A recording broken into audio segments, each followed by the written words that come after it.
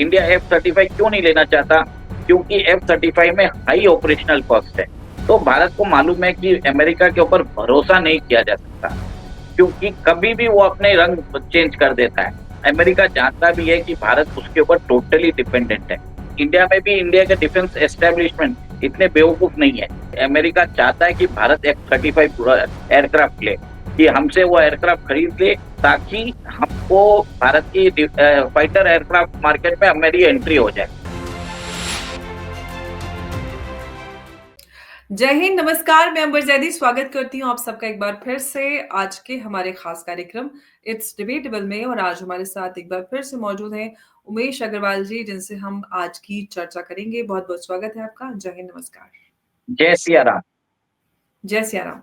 उमेश जी, भारत ने जीई के साथ जो फाइटर इंजन की डील की थी, फाइटर इंजन की टेक्नोलॉजी ट्रांसफर की डील हुई थी एचएएल और जीई के बीच, वो फिलहाल खटाई में पड़ती हुई नजर आ रही है। ऐसी खबरें, रिपोर्ट्स हैं हर तरफ, क्योंकि इसकी कॉस्टिंग को बढ़ा दिया गया है। इस पे मैं आपके साथ चर्चा करनी चाहूंगी। सबसे पहले जो खबर है, मैं उसकी जो उसकी मैं खोल के आपको कुछ दिखाना चाहूंगी, क्योंकि बहुत सारे लोग खबर के ऊपर भी सवाल उठाते हैं कि ये कहाँ से खबर आ गई। तो ये है एटी की जो खबर है, जिसमें साफ लिखा हुआ आप देख सकते हैं कि deal for the jet engine technology transfer with US runs into rough weather. तो इस सबसे पहले इस खबर पे आपका क्या रिएक्शन है? आगे फिर हम इस खबर पे बात करेंगे आपके साथ। अंबर जी, ये जो डील है, प्रधानमंत्री जून 2023 में अमेरिका गए थे। वहां पे जी के साथ उन्होंने डील की थी, जिसके तहत हमने 99 जो जी का इंजन है, उसके लिए हमने उनको $1 बिलियन दिया था, जिसके अंदर टेक्नोलॉजिकल ट्रांसफर भी बात की गई थी। और उसमें यहाँ तक बात हो गई थी कि आप 80% टेक्नोलॉजिकल ट्रांसफर आप करोगे। देखिए, अमेरिका फिर भी 20% अपने पास रख रहा है। और अब रिपोर्ट्स आ रही है कि ये लोग बोल रहे हैं कि जो कॉस्ट में हमने नेगोशिएट किया था, वो अभी नहीं चलेगा। द कॉस्ट ओवररन हो गया है, कॉस्ट ओवरहेड्स बढ़ गए हैं, आपको ज्यादा देना पड़ेगा। देखिए, एक तरह से आपको समझना पड़ेगा, ये डील हमने जून 2023 में साइन की थी, और आज 1.5 साल हो चुका है। 1.5 साल में इन्होंने एक भी इंजन नहीं भेजा है, जिसके कारण हमारा जो तेजस का प्रोग्राम है फाइटर एयरक्राफ्ट का, वो चल नहीं पा रहा है। और भारत की जो स्क्वाड्रन स्ट्रेंथ है, धीरे धीरे कम होती जा रही है। ठीक है, एक तरह से हमने अपना domestic fighter engine development programme जो इंजन का है, पूरा यूएस पर निर्भर है, अमेरिका पे निर्भर है। और अमेरिका जानता है कि भारत अब इसकी डिजाइन चेंज नहीं कर सकता, क्योंकि एक बहुत बड़ा इंजीनियरिंग फ्लॉ है। हमने अपना जो पूरा तेजस का जो फाइटर एयरक्राफ्ट है, उसको इंजन के हिसाब से डिजाइन किया है। अब दूसरा इंजन इसमें नहीं आ सकता। ठीक है। और अब आपने देखा है कि थोड़े दिन पहले, मतलब 2-3 महीने पहले, जैसे आपने देख रहे हैं, सीनियर व्हाइट हाउस ऑफिशियल ने भी बोला था ऐसा कोई प्रॉब्लम नहीं है। और थोड़े दिन पहले भारत के अंदर जो एम्बेसडर थे, एरिक गेरियाती, उन्होंने भी यही बोला था कि सब चीज बरोबर चल रहा है, there is no problem, we will honour our deal. देखिए अंबर जी, इसके अंदर आप देख सकते हैं कि एरिक गेरियाटी ने डायरेक्टली बोला भी है। और इसके कारण आपने ये भी न्यूज़ देख रहे हैं कि हिंदुस्तान एरोनॉटिक्स लिमिटेड ने यहाँ पे एक असेंबली लाइन भी लगा दी है, जिसके कारण 2028 में उनको लग रहा है कि 2 इंजन पर मंथ वो यहाँ इंडिया में ही प्रोड्यूस कर पाएंगे। ठीक है। और भारत ने क्या किया था, थोड़े दिन पहले न्यूज़ आई थी अक्टूबर 2024 में, कि भारत उसके ऊपर पेनल्टी क्लॉज भी इन्वोक करने की कोशिश कर रहा था, क्योंकि आपने डिले किया। अब वो मेरे हिसाब से जो पेनल्टी क्लॉज से बचने के लिए और भारत को बैकफुट में रखने के लिए उन्होंने ये बात की है। देखिए, भारत का जो तेजस एलसीए MK1 प्रोग्राम है, MK2 प्रोग्राम है, आमका का इंजन है, सब जी के इंजन के ऊपर है। तो जी इसका भी नहीं, सब इंजन जो हमको देने वाला था, सब में टेक्नोलॉजिकल ट्रांसफर में डिले कर रहा है। वो अपने एग्रीमेंट ऑनर नहीं कर रहा है, क्योंकि उसको एक ही चीज है, दे डोंट वांट टू पे द पेनल्टी कॉस्ट। और अब वो भारत को बैकफुट पे रख रहा है। आपने हमने बहुत बार बात भी की है कि भारत टोटली इनके ऊपर डिपेंडेंट रहने से हमारी स्क्वाड्रन स्ट्रेंथ कम होती जा रही है। हमारे पास एब्सोल्युटली। अभी सिर्फ 2 स्क्वाड्रन है, 4.5 जनरेशन रफाल है, ठीक है? उसके बाद आप हमारे पास 270 शायद सुकोई है। इन दोनों बाकी सब जो आपके पास मिग-29 है, मिग-21 है, जैगुआर है, मिराज है, इन सब से कोई मतलब नहीं है, ठीक है? और आपको ये भी मालूम है कि भारत अभी 114 मल्टी रोल्ड कॉम्बैट एयरक्राफ्ट के लिए टेंडर निकाल रहा है, जिसका वैल्यूएशन जिसका जो टोटल कॉन्ट्रैक्ट वैल्यू है $20 बिलियन है। ये विश्व में सबसे बड़ी फाइटर एयरक्राफ्ट डील होने वाली है।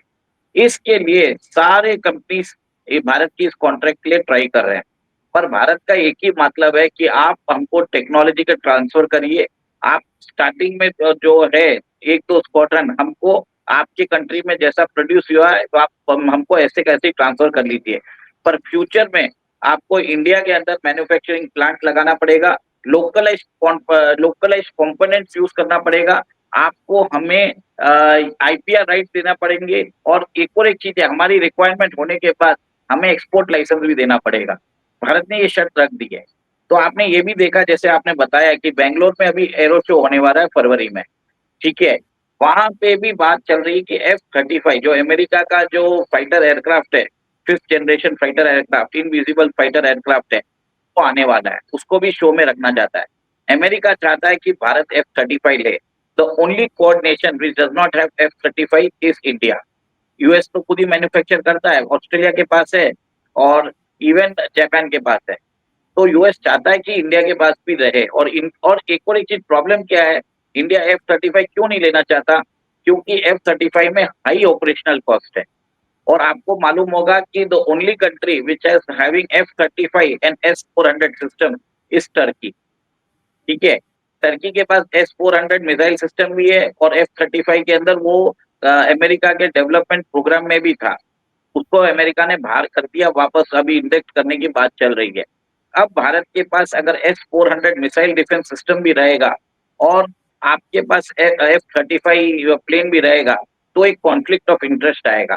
क्यों मालूम होगा? क्योंकि उसमें नेटवर्क प्रोटोकॉल्स दोनों के शेयर किया जाएगा, एनालाइज किया जाएगा। तो एक तरह से कोई भी देखिए डिफेंस के अंदर क्या होता है कि आपके जो नेटवर्किंग प्रोटोकॉल्स होते हैं, वो आप किसी दूसरे देशंस के साथ शेयर नहीं किए सकते। उसको इंटरसेप्ट करके लोग आपको वो आपकी सारी सीक्रेट जान सकते हैं। तो भारत ये भी नहीं चाहता है कि ये सब टेक्निकल प्रॉब्लम्स बाद में आए, क्योंकि अमेरिका के अंदर एक लॉ है, कैट्सा लॉ। अगर आप अगर आप दूसरे देश से टेक्नोलॉजीज लेते हो, दूसरे देश से ऐसे कुछ हथियार ले लेते हो जिसके कारण अमेरिकन हथियार को प्रॉब्लम आ सके, तो आपके ऊपर कैट्सा सैंक्शन लगा सकता है। तो भारत को मालूम है कि अमेरिका के ऊपर भरोसा नहीं किया जा सकता, क्योंकि कभी भी वो अपने रंग चेंज कर देता है। और आप मैंने हमेशा यही बोला है कि जब भी डेमोक्रेट्स रहते हैं, वो एग्रीमेंट साइन करते हैं पर एग्रीमेंट हॉनर नहीं करते, जो ट्रम्प जी। एडमिनिस्ट्रेशन में नजर नहीं आता। ट्रम्प एडमिनिस्ट्रेशन में क्या है, वो आपसे डायरेक्टली डिमांड करेंगे हमको इतना पैसा दो और आप ये अपना हमारे फाइटर एयरक्राफ्ट यूज कर लो। उधर हॉनरिंग होता है एग्रीमेंट्स का, जो बाइडेन प्रेसिडेंसी में नहीं हुआ। और अमेरिका जानता भी है कि भारत उसके ऊपर टोटली डिपेंडेंट है। और हमने कल ही एक प्रोग्राम बनाया था जिसमें हमने देखा कि रशिया अपने RD-33 इंजन देने को तैयार है, ठीक है? बिल्कुल। बहुत बहुत लोगों ने कटाक्ष किया था कि हमको कुछ मालूम नहीं है। सच में हम कोई डिफेंस एक्सपर्ट नहीं है, पर जो हमारी समझदारी है और न्यूज़ को कोलेट करके आपको हम बता रहे हैं, ये सब चीज़ें हो रही है। इससे पहले फाइटर एयरक्राफ्ट के बारे में कब डिस्कशन होता था? कितने लोगों को मालूम था कि कावेरी इंजन भारत ने डेवलप कर लिया है? आज सब लोग बता रहे हैं कि कावेरी इंजन का थ्रस्ट है 50 किलो न्यूटन, जिसको सिर्फ हम घातक में यूज कर सकते हैं। एमका के लिए हमको चाहिए 110 किलो न्यूटन और RD-33 में सब लोग बता रहे हैं कि उसमें 80 किलो न्यूटन भी है। बरोबर है, आप लोगों की बात बरोबर है, पर रशिया जब हमको ऑफर करेगा उसका अपग्रेडेड वर्जन ऑफर करेगा। ऐसा इंडिया में भी इंडिया के डिफेंस एस्टेब्लिशमेंट इतने बेवकूफ नहीं है। ये सब प्रिलिमिनरी टॉक्स होता है और के बाद फाइनल एग्रीमेंट होने में टाइम लगता है। जैसे आप ये देख लीजिए, जो जीई के इंजन के लिए हमने 2012 में नेगोशिएशन चालू कर दिया था, जिसका एग्रीमेंट हम 2023 में साइन कर सकते थे। अब क्या होगा, इसके कारण एस्केलेटेड कॉस्ट होगा तो ये वापस हमारे डिफेंस मिनिस्ट्री में जाएगा, वहाँ पे अप्रूवल लेना पड़ेगा। तो एक तरह से वापस इसमें टाइम और लग जाएगा। एक और एक चीज़ है, आपने देखा है कि अमेरिका चाहता है कि भारत F-35 एयरक्राफ्ट ले, तो एक तरह से उसको आर्म ट्विस्ट भी कर रहा है अमेरिका, कि हमसे वो एयरक्राफ्ट खरीद ले ताकि हमको भारत की फाइटर एयरक्राफ्ट मार्केट में मेरी एंट्री हो जाए। क्योंकि अभी भारत फाइटर एयरक्राफ्ट फ्रांस से लेता है और रशिया से लेता है। अमेरिकन जी, फाइटर जेट उसने अभी तक अवॉइड किया है।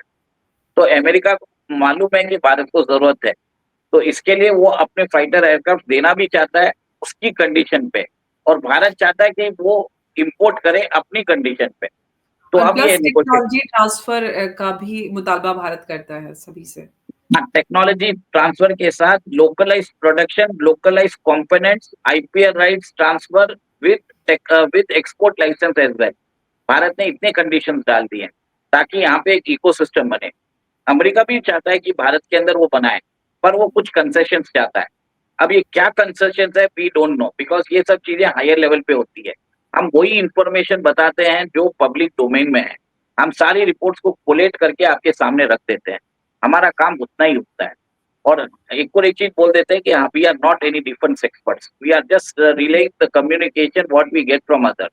ओके, बहुत सारे दर्शक हैं जो उन्होंने बहुत कुछ बोला है कि मुझे मालूम है उनके पास बहुत ज्यादा आइडियाज भी है एंड एवरीथिंग, बट हमको ये हमारा मकसद यही है कि लोगों को आगाह किया जाए कि कितना डिले हो रहा है। पहले लोगों को मालूम नहीं था कि हमें 42 स्क्वाड्रन चाहिए थी, आज सबको मालूम है। पर अब वो 42 स्क्वाड्रन भी नहीं चाहिए, अभी हमें 50 स्क्वाड्रन चाहिए। और हमारे पास ऑपरेशनल फ्लीट है 30 स्क्वाड्रन की, और एक स्क्वाड्रन में 18 प्लेन होते हैं। तो भारत को एनी टाइम, अभी मेरे ख्याल से 360 प्लेन तो आज डेफिसिट में है, जो इसको इमीडिएट रिक्वायरमेंट है। और आगे जाके फ्यूचर में ये नंबर बढ़ने ही वाला है। तो फाइटर एयरक्राफ्ट का मार्केट इकोसिस्टम, तो भारत एक खुद ही एक बहुत बड़ा मार्केट है। और एक एक फाइटर एयरक्राफ्ट का जो कॉस्टिंग है मिनिमम 1000 करोड़ है। तो आप सोच लीजिए। बिल्कुल, काफ़ी बहुत बड़ा इन्वेस्टमेंट है और काफ़ी डिले भी चल रहा है इसको लेकर। लेकिन उमेश जी, जो डील 2023 में मोदी जी ने या फिर हम कहें जी और एचएएल के बीच साइन हुई थी, ट्रम्प एडमिनिस्ट्रेशन के बाद जो डील फिलहाल ये खटाई में जाती हुई नज़र आ रही है, क्या बदलाव इस पे कुछ हो सकता है? या सेम कंडीशन ट्रम्प एडमिनिस्ट्रेशन भी भारत के आगे रखेगा? देखिए, मैंने आपको बताया कि ट्रम्प एडमिनिस्ट्रेशन चाहेगा कि भारत F-35 जेट डायरेक्टली खरीद ले। वो नहीं चाहेगा कि टेक्नोलॉजिकल ट्रांसफर हो, क्योंकि ट्रम्प का एक ही पॉइंट है, मेक अमेरिका ग्रेट अगेन। तो वो, लेकिन उमेश जी, जब ये डील साइन हुई थी तो इस बात की बड़ी चर्चा हुई थी कि यूएस टेक्नोलॉजी ट्रांसफर कभी किसी के साथ या अपनी टेक्नोलॉजी किसी के साथ शेयर नहीं कर सकता, भारत के साथ करेगा, ये अपने आप में बड़ी खबर थी। अब उस पे यू टर्न लेना ये किस बात का संकेत है? देखिए, एक ही संकेत है कि हम जब चाहे अपनी मर्जी से, आप डील साइन किया हुआ भी हम रद्द कर सकते हैं। हम जो पैसा बोलेंगे आपको देना पड़ेगा, हमारी शर्तों पे काम करना पड़ेगा। आपके हम जो करार कर चुके हैं उसका कोई मायने नहीं है। आप हम पे पेनल्टी क्लॉज नहीं लगा सकते। सिंपल सा सीधा बात है। और तो मेरे हिसाब से इस हालत में आप हुँ, फ्यूचर में अमेरिका के साथ फाइटर एयरक्राफ्ट इंजन्स की या फाइटर एयरक्राफ्ट की डील करोगे, मुझे तो डाउटफुल लगता है, because you can not trust America. मुझे तो अब समझ में आ जाता है। बट ट्रम्प एडमिनिस्ट्रेशन क्या करेगा, अगर आपने उनके साथ F-35 जेट्स का करार किया, तो वो अमेरिका में बनाया हुआ F-35 जेट्स आपको भेज देगा। पर आपको टेक्नोलॉजिकल ट्रांसफर मेरे हिसाब से तो नहीं करने वाला, भारत में असेंबली लाइन नहीं डालने वाला, तो मुझे लग रहा है। तो वो तो हुँ। भूल जाएंगे। लेकिन आप यूएस की बात करते हैं, यूएस दुनिया की पावरफुल इकोनॉमी है और सुपर पावर के रूप में देखी जाती है। वो अगर अपने किए गए एग्रीमेंट और अपने शब्दों से मुकरता है तो इसको आप क्या कहिएगा? और भारत ऐसा तो नहीं है कि हमने किसी से कोई माँगा था या पाकिस्तान की तरह कोई लोन या एड लेने गए थे। ये तो एक डील थी और एक प्रोफेशनल डील में इस तरह से यू टर्न लेना कितना जायज़ है और क्या भारत इस पे कोई कदम उठा सकता है? क्या कर सकता है भारत? भारत के पास क्या ऑप्शंस बच जाते हैं इसको लेकर? देखिए, आपको एक सिंपल सा बोलूंगा, मार्स मिशन हमने कितने करोड़ में किया था? मेरे ख्याल से 450 करोड़ रुपया लगा था। तो हुँ, उस समय ये हॉलीवुड की एक मूवी आई थी, उससे भी कम बजट में किया था। जी। अमेरिका जानता है कि इनको टेक्नोलॉजी दे दिया, तो इतने सस्ते दाम में उतार देगा कि हमें जो सुपर प्रॉफिट है हम कमा नहीं पाएँगे, ठीक ओके, है? पता नहीं और इस बात का। हाँ, तो आप वो समझ लीजिए इसरो के साथ आज नासा का करार हुआ है, उस पे एग्रीमेंट हो रहा है, उसके ऊपर प्रोग्रेस हो रहा है, क्योंकि हुँ, उस प्रोग्रेस में अमेरिका का ज़्यादा फ़ायदा है। और अगर फाइटर एयरक्राफ्ट की अगर टेक्नोलॉजी इंजन टेक्नोलॉजी दे दें, उसमें हुँ, अमेरिका को नुकसान है। 500 करोड़ रुपए में तो हम तेजस तेजस दे देंगे। हमसे इजिप्ट लेने को तैयार है, हमको से ब्राज़ील ब्राज़ील लेने को तैयार है, इंडोनेशिया लेने को तैयार है। हुँ, आपको मालूम है जो इंजन इन्होंने इसके लिए नहीं दिए क्योंकि साउथ कोरिया को ये इंजन दे रहे थे, जो है 4104 इंजन है। और आपको एक और एक चीज़ इनको मालूम है अगर भारत कहीं घुस जाता है, तो उसका जो प्रोडक्शन लाइन अगर बन जाता है, उधर इकोसिस्टम बन जाता है, तो अमेरिका के फाइटर जेट्स बिकना मुश्किल हो जाएगा इन फ्यूचर। तो भारत को ये रोकने की साजिश है। लेकिन एक बात ये है कि ब इस सब के बाद जो चैलेंजेस भारत के सामने आ रहे हैं, क्या भारत के पास डीआरडीओ के हवाले से अगर हम बात करें, उधर उस पे भी लगातार वहाँ पे भी अपग्रेडेशन की बात और उसको एक एक तरह से रिवाइवल कहें, उसकी बात चल रही है। वो जो लोकलाइज़्ड प्रोडक्शन और मेक इन इंडिया की बात होती है, उस पर हमारे जो साइंटिस्ट हैं, रिसर्चर्स हैं, वो कुछ उस दिशा में आगे उनके लिए क्या रह जाता है? क्या कुछ ऑप्शंस नज़र आते हैं? क्या उस दिशा में कोई काम हो रहा है? देखिए ये सस्टेन्ड हमने ये प्रोग्राम इसके लिए करते हैं कि लोगों के बीच में एक इन्फॉर्मेशन पहुँचाएँ, कि कहाँ पे हमारे डीआरडीओ लैग कर रहे हैं। क्योंकि आपको मालूम है कावेरी इंजन में हमने 38 साल हो गए हैं और हमने 2000 करोड़ खर्चा करने के बाद अब हमको इन फ्लाइट टेस्टिंग का उन्होंने परमिशन दिया है।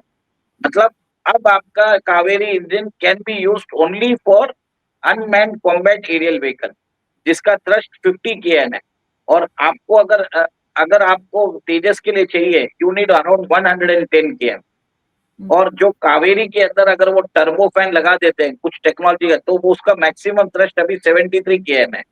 भारत इसके अंदर डीआरडीओ का एक आर्म है, गैस टरबाइन रिसर्च एस्टेब्लिशमेंट। वो लोग रिस्पॉन्सिबल है इंडिया में जो फाइटर एयरक्राफ्ट इंजन डेवलपमेंट के लिए। उन लोगों की फैसिलिटी अपग्रेडेशन हो रही है। देखिए अमर जी सब काम हो रहा है, धीरे-धीरे सब काम हो रहा है। बट प्रॉब्लम क्या है हमें immediately we need replacement for our MiGs, for our Jaguars, for our Mirage. ये सब एयरक्राफ्ट 40, 50, 60 इयर्स पुराने हैं। ऑफ आपको कोर्स मालूम उनको है ट्रेनिंग की आवश्यकता है। और आपको मालूम है जब डॉग फाइट हुई थी 2019 में हमारे मिग-21 ने F-16 को मार दिया था। ठीक है, वो जी, तो हमारे फाइटर एयरक्राफ्ट जो कैप्टन वर्धमान थे, उनकी स्किल के कारण हुआ है। बट आपको भी मालूम है कि मिग-21 फ्लाइंग कॉफिन है और हमने एब्सोल्यूटली। बहुत सारे पायलट्स फाइटर एयरक्राफ्ट पायलट्स खोए हैं। तो it is right time right now for the government to think on this matter, take decisions और एक्सपर्टाइज़ करिए। आपको डिफेंस बजट बढ़ाना ज़रूरी है।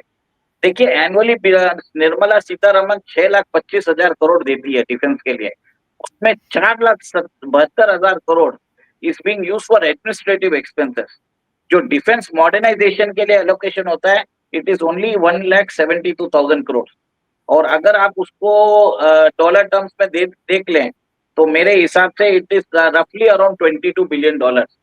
तो आप सोचिए $22 बिलियन में you need to take care of the requirements of army, navy, air force, then also अभी ड्रोन के अंदर जो वो डेवलपमेंट होते हैं, इस सब चीज को इसी बजट में दिया जाता है। जो मेरा मानना ये है कि अभी Nirmala Sitharaman should enhance the budget for defence modernisation. आपकी सैलरी वैलरी जो है उसको एक अलग ही कंपोनेंट रखो, आप उसको डिफेंस बजट में मत जोड़ो। आप हमको ये बताओ कि आप डिफेंस मॉडर्नाइजेशन के लिए, अपग्रेडेशन के लिए, रिसर्च के लिए कितना पैसा दे रहे हो? Right now it is 1,72,000 crore. मेरा मानना है कम से कम 3 लाख करोड़ की ज़रूरत है और गवर्नमेंट को ये इस काम करना भी चाहिए। Defence of the nation is very much important. Bangladesh ji, आज आज हमारे पास एक हॉस्टाइल नेबर बांग्लादेश आ चुका है। और वो पाकिस्तान से अभी अब्दाली मिसाइल मंगा रहा है, that is short range ballistic missile, मतलब 400 किलोमीटर के अंदर वो भारत पे हमला कर सकते हैं। और उसके अंदर ये जो शॉर्ट रेंज बैलिस्टिक मिसाइल है, इसकी स्पीड है मार्क 5, तो मतलब 4 मिनट में तक तो यह उड़ीसा भी पहुंच जाएगा। तो सोचिए इतना सिक्योरिटी थ्रेट बढ़ गया है। और हमारा बार बार हम ये प्रोग्राम इसके लिए करते हैं, लोगों के अंदर एक चेतना जगाने के लिए, लोगों को जागरूक करने के लिए, डिमांड करने के लिए कि आप पैसा रिलीज करिए। हो सके तो एमपीज और एमएलएस की सैलरी, ब्यूरोक्रेट्स की सैलरी एक बार कम कर दीजिए। Defence of the nation is very much important. वहां पे एब्सोल्युटली, बिल्कुल। वहां पे वहां पे जरूरी है, and we should be saying all this things. और निर्मला सीतारामन के थ्रू ये बात पहुंचाना चाहते हैं, क्योंकि लोग सही टाइप के क्वेश्चन को पूछते नहीं है। सब लोगों को हुँ। लगता है कि 8%, 6,25,000 करोड़ निर्मला सीतारामन ने दे दिए, पर एक्चुअल अपग्रेडेशन, डेवलपमेंट और के लिए कितना पैसा है? कितना पैसा कहाँ जा रहा है, किस चीज़ में खर्च हो रहा है, ये भी लोगों को पता होना चाहिए कि यस, वो बिल्कुल। वो बताया नहीं जाता। तो this is the only reason मैं बार बार ये प्रोग्राम करता हूँ, जैसे ही कोई डेवलपमेंट आता है regarding the Kaveri engine, regarding the first generation fighter aircraft, regarding the six generation fighter aircraft, कुछ भी डेवलपमेंट होता है, I I come for this only. Neither I am a defence expert, but हाँ मुझे मालूम है, गणित मालूम है कि क्या होता है। हमको समझ में आता है कि हमको आज 50 स्क्वाड्रन चाहिए, तो 900 प्लेन हमारे पास होना जरूरी है। पर हमारे पास एब्सोल्युटली, ऑपरेशनल स्ट्रेंथ है 30 स्क्वाड्रन की, तो जी। 360 एयरक्राफ्ट तो आज जरूरत है। और उसके लिए कम से कम एक एयरक्राफ्ट का दाम 1000 करोड़, 1000 करोड़ पकड़ के चलिए। तो आप समझ जाइए कितना अभी इसमें इन्वेस्टमेंट बाकी है, कितना डेवलपमेंट करना बाकी है, इंडिजिनाइजेशन करना बाकी है। और यहाँ पे एब्सोल्युटली, और यहाँ पे प्राइवेट सेक्टर को इनको बढ़ावा देना चाहिए। ये ब्यूरोक्रेट्स जो हैं वो सिर्फ कमिटी बनाते हैं, एक्चुअल बिल्कुल। और इम्प्लीमेंटेशन नहीं। जो सबसे पहले आवश्यकता है अपग्रेडेशन की, और जो भी हमारे मिग-21 और इन सब की हम बात करते हैं कि उनको रिटायर करके हमें जो एक नए फ्लीट की ज़रूरत है, वो ज़रूरी है कि हम वो कर पाएँ। और क्योंकि हमारे बॉर्डर सिक्योरिटी के साथ-साथ हमारे जो फाइटर पायलट हैं, उनकी ज़िंदगी का भी सवाल है। तो बहुत ज़रूरी है कुछ जो कदम है आवश्यक उनको लेना। उमेश जी, बहुत-बहुत धन्यवाद आज की इस चर्चा में जुड़ने के लिए। बहुत अहम जानकारी आपने हमारे साथ साझा की। बहुत-बहुत धन्यवाद। जय हिंद। जय सिया राम।